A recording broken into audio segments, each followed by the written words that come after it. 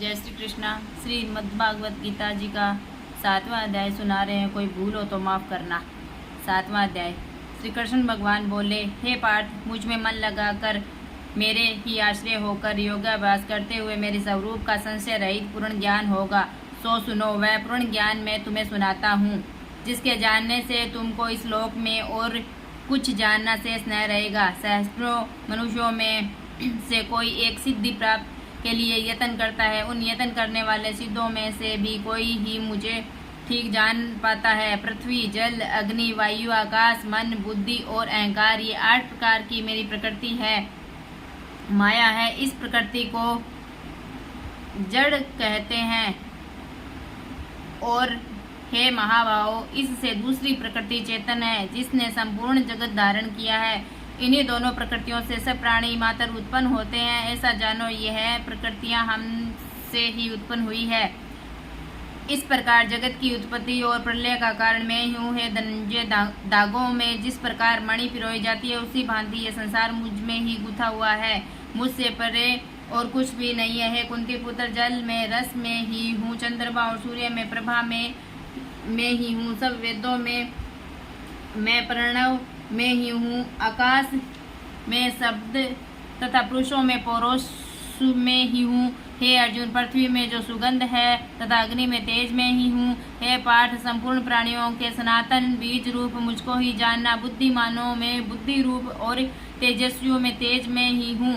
हे अर्जुन, काम और रोग रहित बलवान पुरुषों में बल और पुरुषों में धर्म के विरुद्ध न जानने वाले कर्म में ही हूँ। जितने सात्विक, राजस, तामस पदार्थ वे सब मुझसे ही उत्पन्न हुए, परंतु उनमें से मैं नहीं रहता। ये सब मुझ में सत्य, रज, तम, ये तीनों गुणों के प्रभाव से ये संसार मोहित रहता है। इस कारण ये इससे परे है, मुझे अव्यय परमात्मा को नहीं जानता। मेरी यह गुणमयी और दिव्य माया अत्यंत दुष्कर है। जो मुझको अनन्य भाव से भजते हैं, वे इस माया को पार कर जाते हैं। जो पापी मूढ़ नराधम माया ने जिनका ज्ञान हर लिया है और आसुरी भाव ग्रहण किए हुए मुझको नहीं पाते हैं। भारत श्रेष्ठ अर्जुन, 4 प्रकार के जीव मुझको भजते हैं। दुखिया, जिज्ञासु, ऐश्वर्य की कामना करने वाला और ज्ञानी, जिनमें मुझे सदा एकाग्र चित्त और केवल मेरी भक्ति करने के लिए ज्ञानी पुरुष श्रेष्ठ लगते हैं, क्योंकि मैं ज्ञानी को अत्यंत प्रिय हूँ और वह मुझको प्रिय है। यद्यपि ये सभी भक्त श्रेष्ठ है, तथापि ज्ञानी तो मेरी आत्मा ही है, क्योंकि वह मुझ में ही मन लगाकर मुझको ही सर्वोत्तम गति मान मेरा आश्रय ग्रहण करता है। अनेक जन्म के अनंतर ज्ञानी मुझे पा लेते हैं। ऐसा महात्मा अत्यंत दुर्लभ है, जो सब जगत को वासुदेव में समझे। अपनी अपनी प्रकृति के नियम के अनुसार मनुष्य भिन्न भिन्न काम वासनाओं के अज्ञान में डूबकर उन फलों की चाहना से अन्य देवताओं के अधीन होकर उपासना करते हैं। ये अर्जुन, जो भक्त श्रद्धा पूर्वक जिन जिन देवताओं का पूजन करना चाहते हैं, उन पुरुषों की उस श्रद्धा को दृढ़ कर देता हूँ। वह इस श्रद्धा से युक्त होकर उस देवता की आराधना करता है, फिर उसको मेरे ही रचे हुए कर्म फल प्राप्त होते हैं। उन अल्प बुद्धि वालों का फल नाशवान है। देवताओं की आराधना करने वाले देवताओं को मिलते हैं और भगत जन मुझ में मिल जाते हैं। मेरे अव्यय, अविनाशी, अत्युत्तम स्वरूप को न जानकर मंद बुद्धि लोग मुझे अव्यक्त को व्यक्त देहधारी मानते हैं। मैं योग माया से आच्छादित के कारण सबको नहीं दिखता।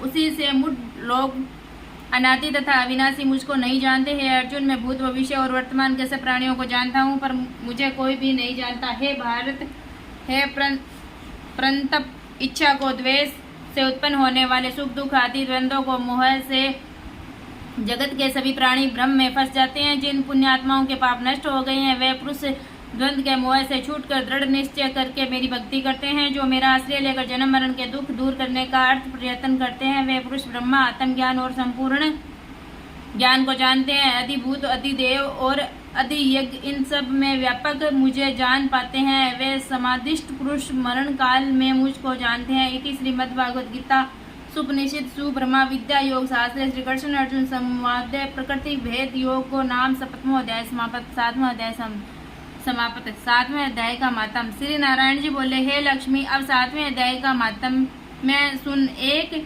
पटेल नामक नगर था जिसमें शंकुकर्ण वेश्या रहती थी। वह व्यापार करने को नगर के बाहर कहीं प्रदेश को जा रहा था। रास्ते में शंकुकर्ण को एक सर्प ने डस लिया जिससे वह मर गया। तब उसके साथी दाह क्रिया करके आगे को सिधारे। जब लौटकर घर में आए तब उसके पुत्र ने पूछा, मेरा पिता शंकुकर्ण कहाँ है? तब उन व्यापारियों ने कहा कि तेरे पिता को सर्प ने डस लिया, सो वह मर गया और यह पदार्थ तेरे पिता का है, सो तू ले। पुत्र ने कहा, जिस सर्प ने मेरे पिता को काटा मैं उसको मारूंगा। उन व्यापारियों से कहा, चलो वह ठोर मुझे बताओ जहाँ मेरा पिता शंकुकर्ण मरा है। व्यापारियों ने वहाँ ले जा खड़ा किया। देखा तो वहाँ एक वामी है जिसे वह कुदिल्ले से खोदने लगा। जब छेद बड़ा हुआ तो वहाँ से एक सर्प निकला। सर्प बोला, तू कौन है? मेरा घर क्यों खोदता है? उस बालक ने कहा, मैं शंकुकर्ण का पुत्र हूँ। जिस सर्प ने मेरे पिता को मारा मैं उसको मारूंगा। तब सर्प ने कहा, हे पुत्र, मैं तेरा पिता हूँ, तू मुझे इस अधम देह से छुड़ा और मुझे मत मार। ये मेरा पूर्व जन्म का कर्म था, सो मैंने भोगा। तब पुत्र ने कहा, हे पिता, कोई यत्न बताओ जिससे तुम्हारा उद्धार हो। तब उस सर्प ने कहा, हे पुत्र, किसी गीता पाठी ब्राह्मण को घर में भोजन कराओ और उसकी सेवा करो तो उसके आशीर्वाद से मेरा कल्याण होगा। तब उस बालक ने अपने घर पर उस नगर में जितने गीता का पाठ करने वाले थे उन सबको बुलाकर श्री गीता जी के 7वें अध्याय का पाठ कराया और उनको भोजन करवाया। तब उन ब्राह्मणों ने आशीर्वाद दिया। तब तत्काल वह अधम देह से छूटकर देव देह पाकर विमान पर चढ़कर आकाश मार्ग को जाता हुआ अपने पुत्र को धान्य कहता हुआ वैकुंठ धाम को प्राप्त हुआ। गीता जी के 7वें अध्याय मातम समाप्त। जय श्री कृष्णा। राधे राधे।